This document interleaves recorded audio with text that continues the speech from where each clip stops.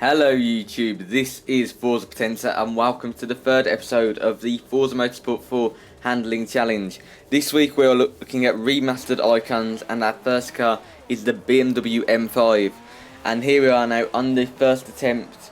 We try and come around there and we just clatter the wall a bit, that puts stuff to turning. This car is rear wheel drive, so being rear wheel drive you'd expect it to be good around that bit. And with the peak torque level, that's what you sort of need. Like, you need enough to get the revs on, so you so much wheel spinning to help with the drift. Considering I won't use the handbrake, because what's the point of using the handbrake if I'm not very good with it? I'll probably get past the time without it, to be fair. I'm so bad with the handbrake. But yeah, so this is. It didn't take me too long with this car. Like, these are like the first few attempts, and you can normally tell by how well edited it is. If you just see like the smash and then highlight of another crash, and that means it took me a long time. The fact that I just do it in one take says I'm not bothered. I can't bother to go through all that and crop it all down because it's pretty much as it is. So the first figure of 8, it's a trick in any car. It tricks me out every time. It's really annoying. I don't know why I'm so bad at this after all this time. But yeah, I get through on, I think this is the 4th attempt, and then I do outbrake myself a little bit, but sometimes I like that wide line. It just allows me to get better turned, coming back through the tyres. And once again, I'm sorry about the frame rate issues. It happens in every video, but I can't help it. It's just the way I record, and being in 720p it doesn't help. So now, like, drifting towards the little corkscrew area. Well, it's not exactly a corkscrew, but little tight bends. Now we come up to where you do the spin dry, that's what it's called. It's going to call it sidewinder for some reason. But yeah, you can see, considering it's only the first few attempts and I'm getting this far on a run, it says how good the car is. The slalom bit felt a bit evil in this car, to be fair. It's because like the bumpy, you're steering and you're constantly steering and you don't know if it's going to be alright. You just have to get lucky and hope it pays off really a little bit, being so far. We did take a bit of a smash, not a smash, what am I saying? Yeah, I did have a bit of collision, and that's why it would have been the 3-second penalty. And I completely messed it up on the braking into this bit. Because I had that penalty, I don't like my main run being a penalty one. I only do it if I get extremely frustrated, or I think that's the best I was going to take any of it. If it for one little bit, when I was taking everything flawless, there's no point, I'd just accept the 3 seconds. But you can see now, just turning in here, I did this a little bit deliberately. I smashed into the wall like that, pretty much. Yeah, but anyway, it didn't take me too long at all to get a quick timing. Like, this was after about 5 minutes of running, probably less than that, to be fair. About 3 or 4 minutes of running possibly, and I did get a good timing eventually. Coming through the figure of 8, this first little section here, you can see how comfortable the car is through this little bit. Like, and then I can get a bit of a wheel spin just to get it turned out, just to get a bit of a drift on, get a bit of speed going. Heavy braking down into this corner, and being very careful of the tyre barrier there. Almost hit it with a bit of a drift, but I was alright. Now coming past the hook corner, as I call it, and now we are on the run down this part, the open bit. I have to try and get myself prepared for the tight little arm cove thing, whatever you call it here. So there we are, we're through that nice and safely, and now we come down to the spin drive corner, and now I've taken that at not the top speed I could have got it up to. I can do like 55 down there, but didn't. Almost clipped to the hut again, and that was a bit of a drift I got on there, but it wasn't too bad. And you can see now I'm just desperately trying to do the slalom. You can see how I'm going a bit further out than I normally would, because I just don't know. Sometimes it feels like it's not going to turn, so I overturn a little bit. And coming back past the hut, and we're coming down to the tyre stack to do our little bit of a donut around this. I call it a donut because I'm not using the handbrake. It is nothing like a donut. I like getting a bit of a slide on the exit, not so much on the entry, because the entry sets it off, and the exit you need it to be set off to get ready for the 4 turns.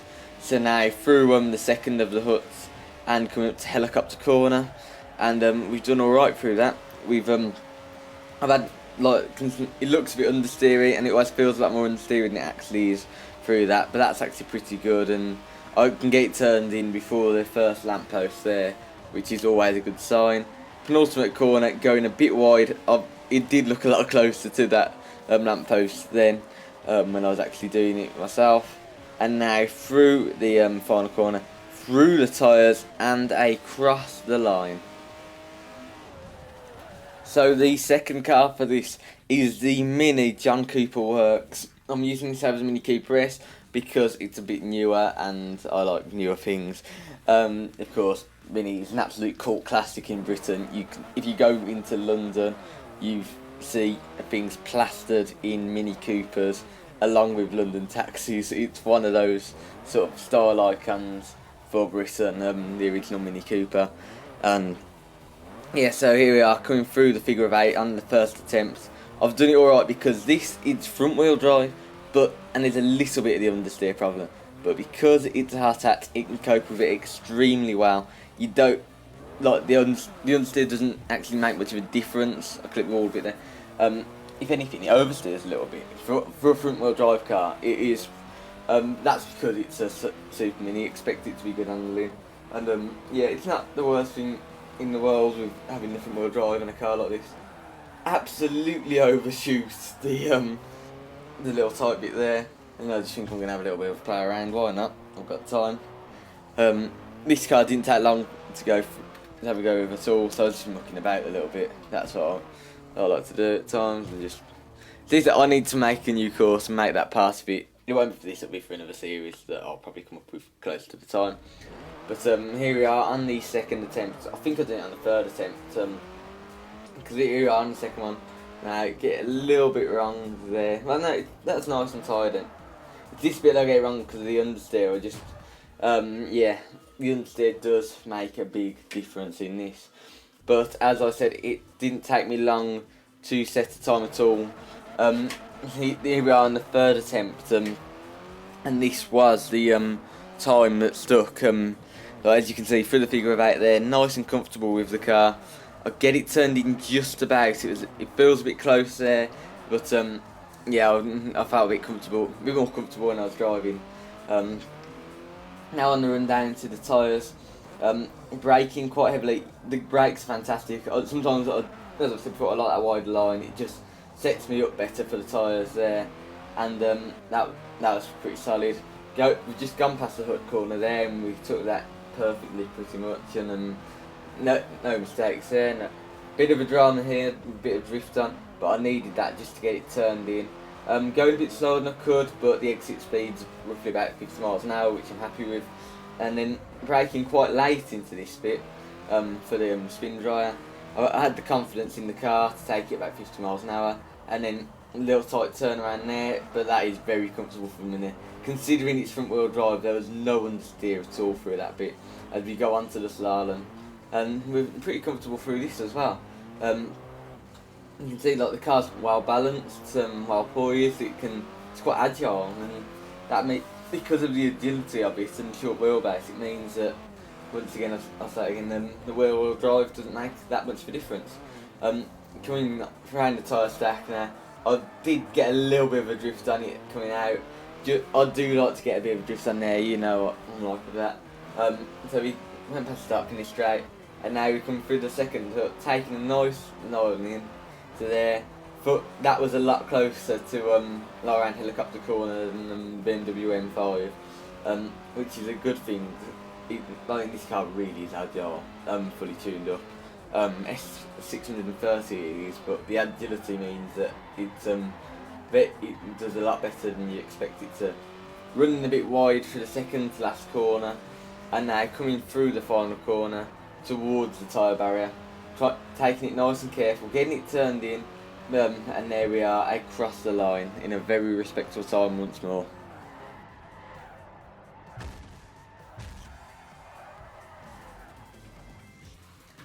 And our third and final car for today is the Dodge Charger. This car comes in at R3 with a PI of 736, and like I've tried to do different cars. I could have just gone for a Beetle and a 500 along with the Mini, but I wanted to do something different. So as you can see with this, the rear wheel drive is a pain to work with. It's got a big V10 engine. I think it's about 6 litres and however many horsepower. I think it's at 700 horsepower, something stupid. It really makes it difficult on something like this. With that big engine, it just, like, the moment you try and get some revs up and it just wheel spins. And you can see my biggest problems there with the wheel spin, they just don't set me up right. And as a result, this car was a right pain to drive.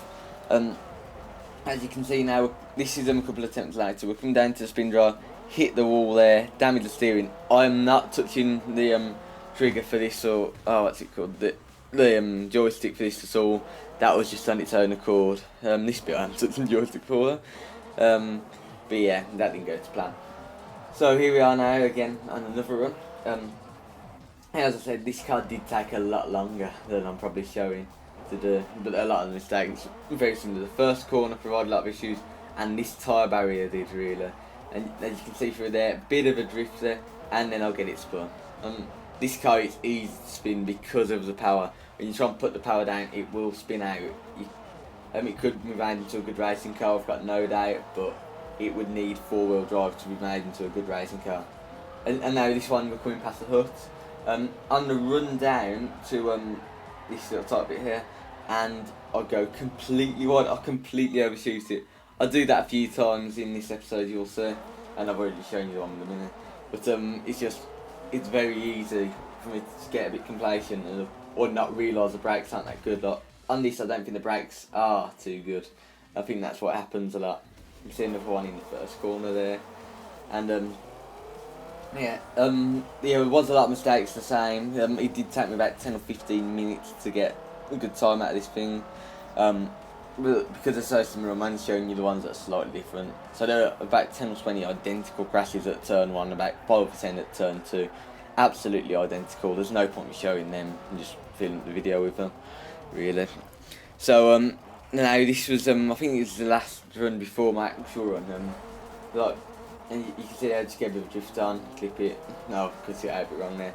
But yeah, eventually, after a long time, I did get a run out of this that worked and that wasn't a penalty filled run or anything like that. You can see coming through the figure of 8 here how I've got the car well poised, and then I've kicked it out a bit too much there by putting the throttle down a bit too soon. It's really hard to control the wheel spin, and I'm having to brake a lot earlier than other cars. But that is quite poised through there, considering that, well, it's a Dodge Charger with heavy upgrades to the engine, and yeah, that done quite well through there. And then again, a bit of a slide on, like sometimes it does slow the car down a bit because of the friction, so that works alright. And then I get turned in there through the barriers, and then here we are coming into the spin drive section. Very well taken then. There, and I'll get it a bit wide there, but I've been wider and been alright.